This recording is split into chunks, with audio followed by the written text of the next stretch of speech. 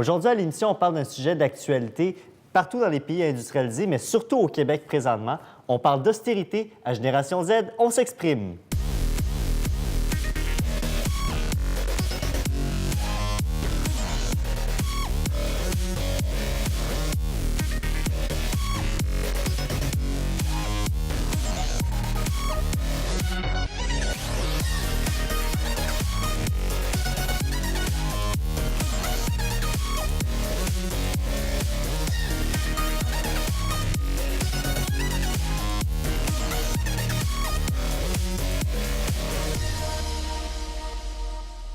Notre sujet d'aujourd'hui, c'est l'austérité. J'ai le plaisir de recevoir mes collaborateurs, Kerlando, Virginie et Nour. Comment vous allez aujourd'hui? Ça va bien? On va très bien. Ça va bien. Et toi? Toujours en forme, oui, merci. Et notre intervenant, ce n'est pas la première fois qu'il vient au tournage, c'est M. Sylvain Arsenault, qui est comptable professionnel agréé. Bonjour, M. Arsenault, ça va bien? Ça va bien, merci, bonjour. Merci beaucoup de participer à l'émission d'aujourd'hui. Et aujourd'hui, notre sujet, je vous l'ai dit, c'est l'austérité. Selon vous, qu'est-ce que l'austérité? C'est quand un gouvernement qui est un gouvernement Ouais. qui est en dette va faire des coupures, va serrer la ceinture pour sortir des dettes. OK. Je pense. Moi, c'est mon idée de l'austérité. OK. Toi, est-ce que tu partages la même opinion, non? Oui, exactement la même. Puis toi, Kerlando? En fait, c'est ce qui se passe au Québec, c'est ça, mais je pense que ça n'a pas vraiment rapport avec le gouvernement, ça peut avoir rapport avec tout le monde, tu sais. OK. Genre les entreprises, comme, tu sais, les entreprises, les petites entreprises, en fait, tout ce qui peut déranger la population en tant que telle, tu sais, un masse de On personnes. s'est comme donné une définition à cause de ce qui se passe au Québec, mais peut-être que austérité a d'autres définitions qu'on connaît pas, mais vu que nous, on est comme dans le bain, puis qu'on est comme dans cet élément. Dans ce moule-là, exactement. Ouais, Pour nous, c'est ça la C'est définition. Exactement. Et comme je l'ai dit en entrée d'émission, l'austérité, ça touche quand même beaucoup de pays industrialisés et surtout au Québec présentement, mais ce l'est d'une manière différente. Et j'aimerais, M. Arsenault, que vous me définissiez un peu la différence. En partant, le terme austérité est quelque chose de péjoratif, c'est sûr. Ouais. Et on peut parler aussi, comme le disent si bien les jeunes, d'austérité sociale. Donc, quand on parle de lutte contre le radicalisme au Québec, on est au Québec, on n'est pas en Afrique ou un autre pays. Donc, c'est les contre-coups de ce qu'on a vécu il y a une dizaine d'années. Donc, c'est le balancier qui revient. Accommodement raisonnable, on va trop loin. Hop, austérité égale lutte contre l'intégrisme ou le radicalisme. Ça peut être ça. Mais surtout, à l'heure actuelle, l'austérité au niveau gouvernemental. Évidemment, les coupures, là. Les personnes qui aiment parler d'austérité, c'est pas joyeux, c'est pas gai, c'est pas le fun à entendre. Tout le monde y perd, on dirait, là-dedans. Et évidemment, ça laisse des traces là, dans la société. Et justement, le gouvernement n'aime pas employer le mot austérité. On est conscient qu'il faut couper, mais on dirait que les gens n'aiment pas employer ce mot. Ils préfèrent dire mieux utiliser l'argent dans d'autres sphères. Mais selon vous, justement, est-ce qu'au Québec, on est trop sévère sur l'austérité comparé à d'autres endroits?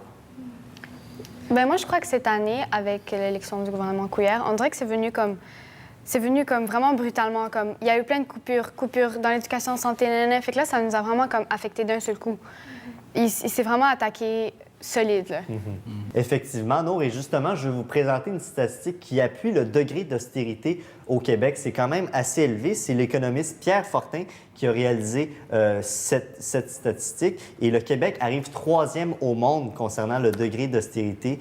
C'est juste avant la Suède et le Canada même se retrouve en 10e position. Donc, selon l'économiste Pierre Fortin, il considère que l'austérité est beaucoup plus présente au Québec qu'au Canada en général.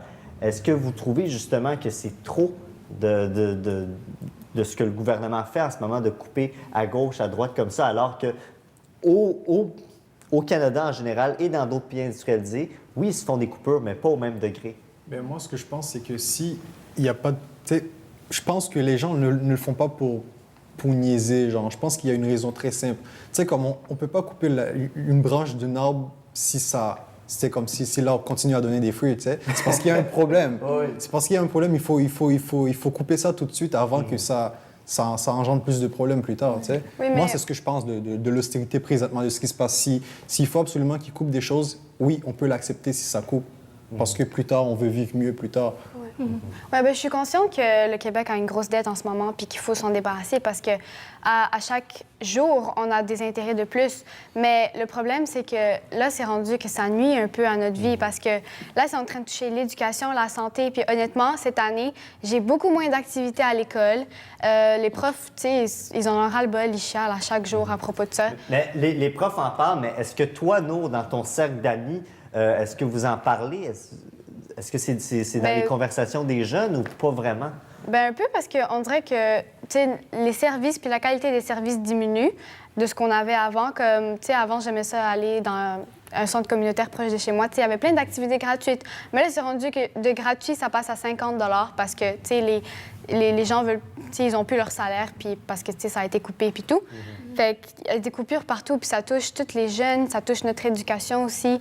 Tout ce qui est culturel, j'ai plus de sorties cette année. L'année passée, j'en avais comme 2, 3 au moins par année. Cette année, j'en ai plus. Fait qu'il y a juste plein de coupures partout, puis je trouve que, tu sais, ça touche un peu le développement du jeune. Puis, tu sais, c'est l'éducation, puis je crois pas qu'on devrait jouer avec ça. Ben non, c'est ça. Mais vous, M. Arsenault, en tant que comptable, est-ce que vous le remarquez, cette austérité-là, dans le domaine des finances, de l'économie?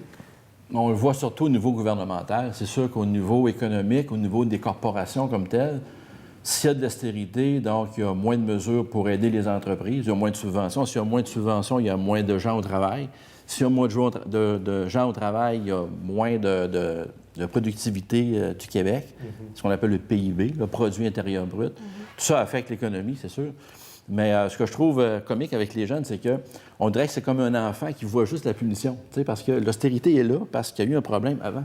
Exactement. Donc, il y a 30 ans passés, eux n'étaient pas là, mais on l'a vécu. Ouais. On parlait déjà d'austérité un peu il y a 30 ans passés. OK, avec une c'est un dette terme qui- qui était déjà... Bien, on nommait pas le terme, mais le problème était le même. La dette était énorme. Donc, aujourd'hui, elle n'a pas beaucoup diminué et l'équilibre budgétaire ne se fait pas. Donc, on peut dire que c'est la conséquence qu'on voit, c'est la punition. Et les gens, même les plus âgés, s'attaquent à la punition, mais il y a quelque chose qui nous a amenés là. Exactement. Donc, en fait, ce n'est pas... je veux dire, on n'a pas à blâmer le gouvernement là-dessus à 100 il peut avoir ses torts, mais peut-être les générations précédentes ont leur responsabilité. Exactement. C'est ce que je pense, en fait. Je pense que si quelqu'un n'avait pas fait une erreur avant, qui s'est dit, OK, on a de l'argent, on va en gaspiller, on ne serait pas là présentement. Exactement. C'est ce que je pense. Ils ont Fait trop que niaisé. si on essaie, je pense que sincèrement, ce qui se passe présentement, c'est que le gouvernement essaie d'aider pour plus tard. Il pense à plus tard présentement. Il vient tout juste de remarquer leur erreur, puis il pense à plus tard. C'est pour ça qu'il coupe.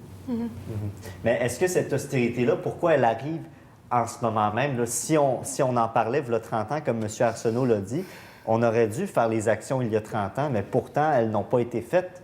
Bien, parce que maintenant, je pourrais dire qu'il y a quelqu'un qui a assez de couilles pour les faire, tu sais.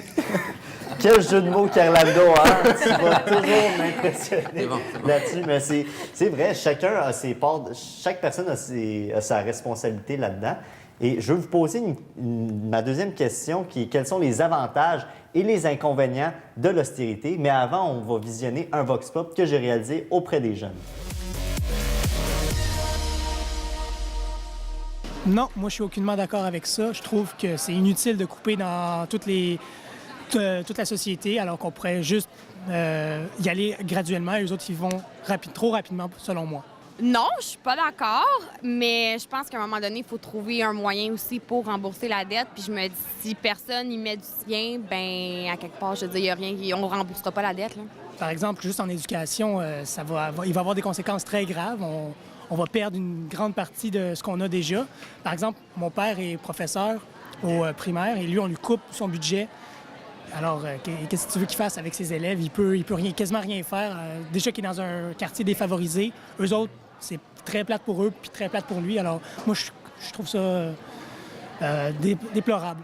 Je suis pas riche puis je suis pas pauvre, mais je me dis que je sais que ça va nous affecter, nous. Je sais que ça va affecter la classe moyenne, que les riches vont probablement s'en tirer encore puis que les pauvres, ben ils vont rester dans leur état de pauvreté, t'sais. Fait que ça va être nous autres qui va s'appauvrir puis les riches vont s'enrichir encore puis ça va être une roue qui tourne comme tout le temps. Qu'est-ce qu'il faudrait faire justement pour régler la dette du Québec autre que faire l'austérité? Utiliser notre eau Notre eau? Puis faire quoi? pour l'électricité. Puis pas le donner au reste des pays, au reste du Canada, puis le garder pour nous.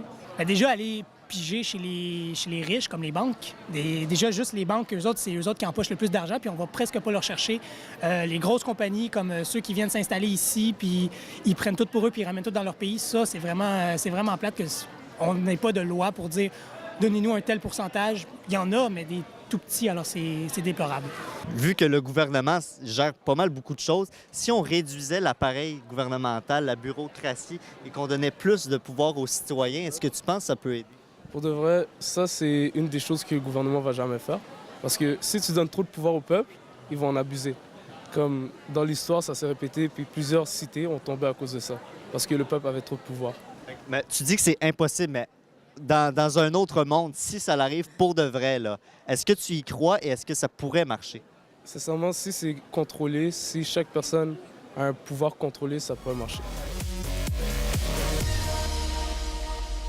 Donc, on voit justement que les jeunes s'intéressent à l'austérité. Et parlant d'austérité plus globale, là, j'aimerais que vous m'énumériez quels sont les avantages et les inconvénients, parce que là, on a parlé beaucoup de coupures, de services et tout, mais il doit quand même avoir des avantages à l'austérité. Vous ne trouvez pas? Peut-être pas à court terme, mais à moyen ou long terme? Peut-être à long terme, comme peut-être ce qui nous a été enlevé va pouvoir comme être redonné, mais en même temps, on n'est pas trop informé là-dessus parce que là, on est comme là-dedans, puis on sait pas trop ce qui va arriver, mais je sais pas. Moi, je pense que peut-être que ça va être Moi, ça. je pense que les conséquences positives, c'est plus tard qu'on va le voir. Mais je sais pas ce que ça va être, mais c'est plus tard qu'on va le voir, tu sais, comme l'école gratuite pour tout le monde, peut-être. Moi, je crois que les conséquences à long terme, c'est que, à très long terme, c'est que premièrement, on va être débarrassé de peut-être notre dette, puis ensuite, on pourra se concentrer. Ah oui, tu penses ça? J'ai dit très long terme. Ouais. J'ai dit à très long terme. Ouais. Peut-être débarrasser de notre dette, puis ensuite, pouvoir investir dans beaucoup plus de choses que rembourser notre dette. C'est ça, dans le fond. Si jamais la dette, je sais pas moi, c'est quoi, 275 milliards, quelque chose comme ça, si jamais elle finit par être toute absorbée ou en grande partie, dans le fond, ça permettrait de réinvestir, de donner plus de subventions, même les services qu'on ne trouvait pas nécessairement de bonne qualité vont être justement de bonne qualité.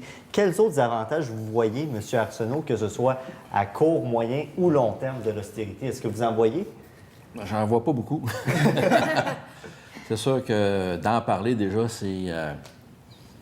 c'est quelque chose qui nous atteint dans notre quotidien, donc c'est pas toujours intéressant là, de parler de coupure. Parce que veut pas, il y a les prochaines générations. Je pense juste à nous dans 30-40 ans, mais aussi les enfants des enfants, etc.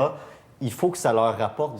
C'est le plus gros avantage. On pense beaucoup aux jeunes en disant le fonds des générations qu'on a mentionné, qui est dans le calcul de la dette comme telle. Donc, vous n'étiez pas loin, 215 milliards, je pense, au dernier chiffre. Là. 275, vous en avez 60 milliards de trop. OK. 215, en tout cas. 215. 215, on va s'entendre avec ça. Mais il reste, pour le fonds des générations et pour les jeunes qui s'en viennent, c'est pour eux, dans le fond, il y a de moins en moins de payeurs de taxes.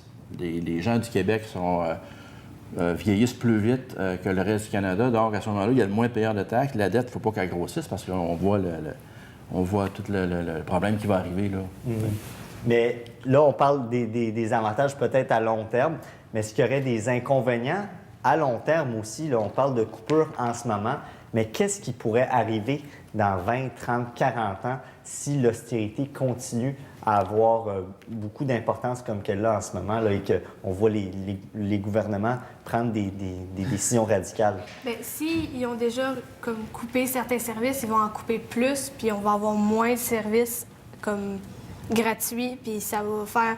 Déjà que la vie est chère, comme tous les jours. Le coût de la vie coûte cher en général. C'est ouais. ça, comme avoir des services qui sont gratuits, comme, mettons, le service de santé qui l'est au Québec.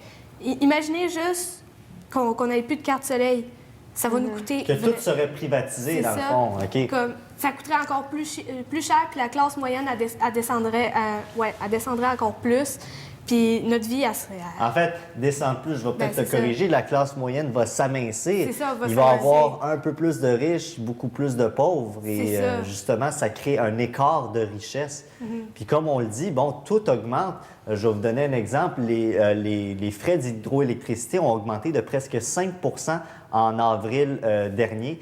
Et par exemple, l'inflation n'augmente pas tant, je veux dire, le coût de la vie, nécessairement, il augmente aussi. Et ça fait que les salaires ne sont pas augmentés en conséquence, justement. Et quel problème ça peut causer à long terme, ça, selon vous? Ben, justement, comme la vie, elle va être encore plus chère, puis comme il va y avoir beaucoup moins de monde qui va pouvoir se payer une belle vie. Puis ça va nous mettre comme vraiment en tête nous-mêmes. Moi, je crois que, tu sais, tout d'abord, il y a beaucoup d'immigrants ici au Québec. Puis aussi, tu sais, on est vraiment chanceux puisqu'ici au Québec, on a plein de services gratuits. Mais je crois qu'à long terme, si cette austérité continue, on aura plus de services gratuits. Tout va devenir beaucoup plus payant. Puis je crois que la vie va devenir un peu trop chère, un peu trop pénible ici, que les gens vont vouloir partir ailleurs. Pas ailleurs au Canada, c'est-à-dire plus vers l'Ontario ou d'autres parties qui vont C'est s'en déjà rendre. ce qui se passe en C'est ce ça. moment. Il y a beaucoup de gens qui décident de quitter le Québec ou même des entreprises que leur siège social part. On en a vu beaucoup ces dernières années. Mais est-ce que l'austérité, selon vous, c'est une question de choix ou c'est une question d'obligation? Que là, Je pense que c'est une question d'obligation parce que si à un moment donné, les gens ne le font pas, le Québec va être en faillite. Fait que, tu sais, comme il faut que ça fasse. Tu sais, tout le monde est en train de parler, comme vous autres, vous êtes en train de dire que ça va être cher, puis il va y avoir plus de riches, plus de pauvres. Mais sinon, il y aura rien de tout ça, tu sais. Le Québec va juste faire faillite, c'est tout. Vous en pensez quoi, M. Arsenault? Bien, je pense qu'on ne peut pas être en période d'austérité pendant 25 ans. Il faut toujours avoir en tête que c'est un choix politique. Hein. En partant, là, c'est un choix qui est très politique. Donc, les politiciens changent et puis la gang d'après est un peu plus permissif. Donc, à ce moment-là, il ne faut pas avoir une vision défaitiste non plus de l'austérité. Je pense qu'à long terme, puis à très long terme, ça va apporter des avantages si on est capable de collectivement de faire notre part. Mais je ne crois pas que ce soit quelque chose qui peut durer 25 ans. On l'a vu dans le passé, l'équilibre budgétaire du temps des péquistes, il y a 25 ans passés, il y avait une loi qui avait été 15 ou 20 ans passés. Il y avait une loi qui existait, la loi sur l'équilibre budgétaire. Et on était moins endettés. La loi était là quand même.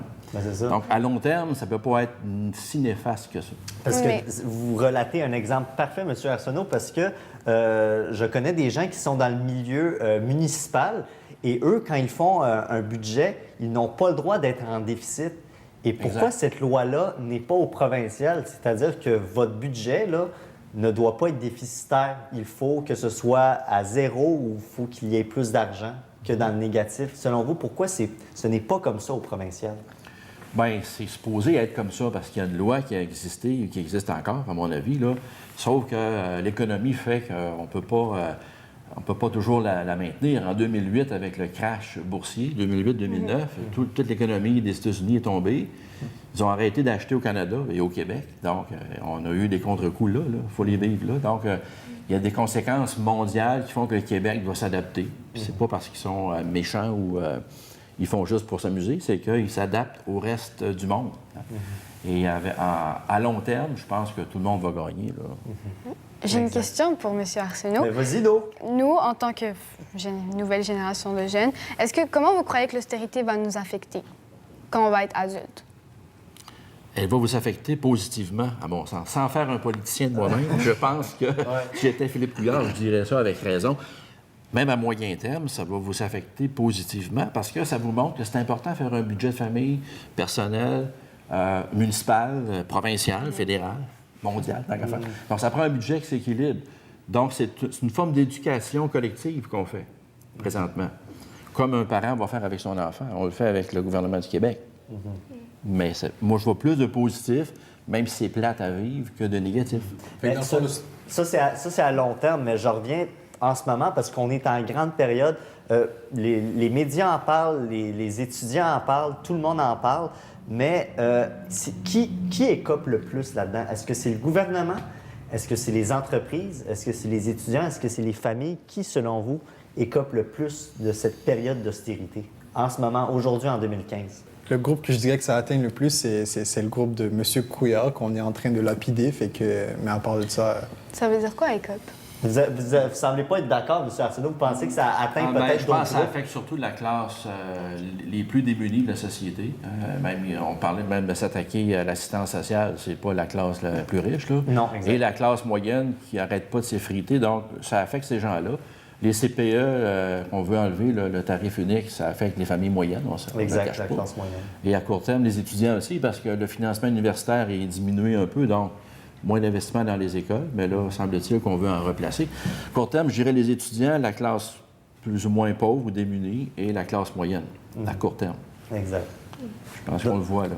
Ben oui, et justement, je veux vous montrer, parce que là, on sait un peu c'est quoi l'austérité, mais si on veut avoir le point de vue d'un chercheur qui, justement, étudie ce sujet depuis de nombreuses années, M. Éric Pinault a fait un court reportage et voici sa propre définition de l'austérité. 5 ans après la crise, l'économie canadienne est prise dans une grande stagnation. En fait, les taux de croissance sont anémiques depuis 2008-2009. Dans une récente étude, à l'IRIS, on s'est posé la question, mais pourquoi cette grande stagnation? Un des facteurs décisifs qu'on a identifié, c'est ce qu'on appelle une trappe d'austérité-stagnation. Qu'est-ce que ça veut dire, une trappe d'austérité-stagnation? C'est une situation où la poursuite de l'équilibre budgétaire en coupant dans les dépenses, c'est-à-dire par des compressions budgétaires, ralentit l'économie canadienne. Ralentissant l'économie canadienne, ça diminue les recettes de l'État fédéral. Ce qui pousse l'État à couper d'autant plus, ça veut dire encore plus de compression. C'est un cercle vicieux dans lequel on s'enferme. Qu'est-ce qui fait que l'économie canadienne n'est pas encore tombée dans une récession? La consommation des ménages, elle, s'est maintenue. Mais elle s'est maintenue grâce à l'endettement des ménages plutôt que grâce à la progression des salaires. Et donc, les assises de cette croissance sont extrêmement faibles. Maintenant, qu'en est-il du Québec? Eh bien, la poursuite du déficit zéro, l'obsession de l'équilibre budgétaire amène le Québec aussi à adopter des politiques d'austérité, à couper dans les dépenses, à couper dans les investissements. Ce faisant, on risque de s'enfermer, nous aussi, dans une trappe d'austérité-stagnation. Pour en savoir plus, vous pouvez télécharger l'étude gratuitement sur le site de l'IRIS.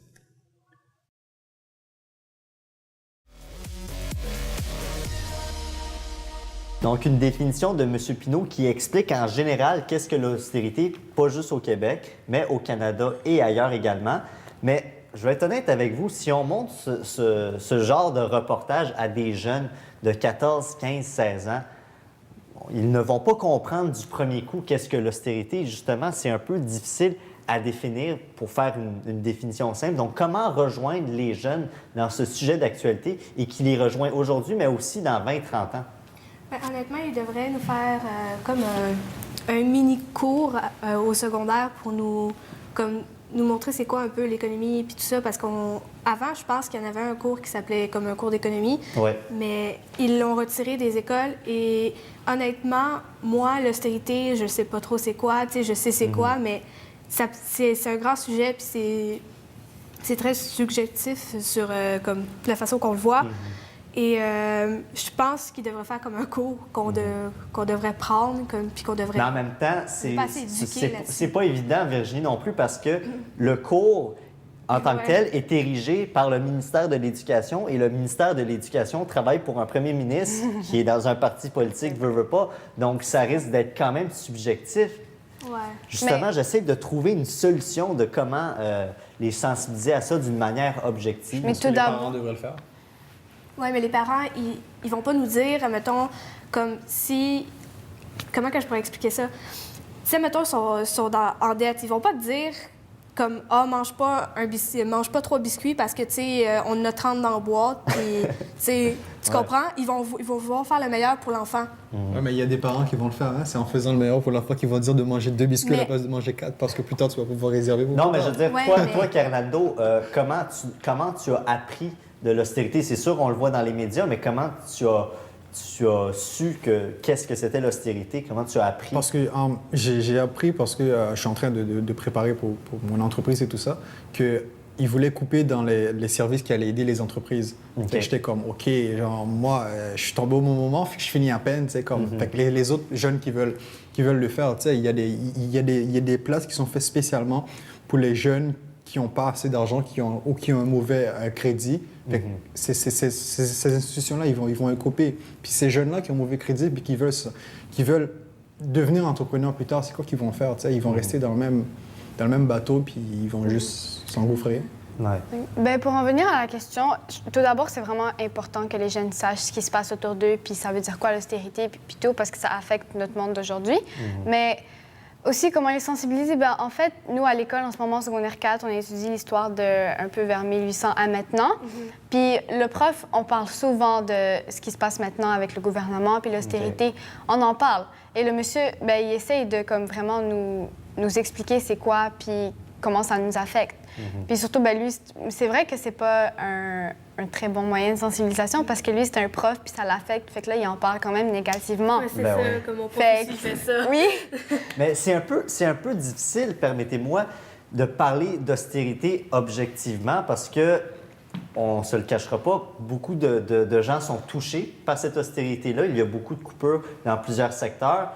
Et les gens qui sont dans ce secteur-là ne peuvent pas en parler positivement, ils en parlent négativement. Donc, justement, par exemple, cette émission, justement, on en parle quand même assez objectivement, mais est-ce qu'il y aurait d'autres moyens, M. Arsenault, d'être quand même large sur le sujet sans énumérer tout ce qui est négatif, mais de dire globalement qu'est-ce que c'est pour les jeunes, justement? Bien, il y a un volet éducatif que je trouve intéressant. Le volet économie familiale ou sociale dans les écoles, je ne sais pas, je ne suis pas au courant que ça va être enlevé, mais je pense que c'est pas une bonne affaire que ça a été enlevé. Là. Ça montre aux jeunes, justement, comment s'administrer, puis savoir c'est quoi un compte bancaire, tout ça. Je pense que c'est intéressant.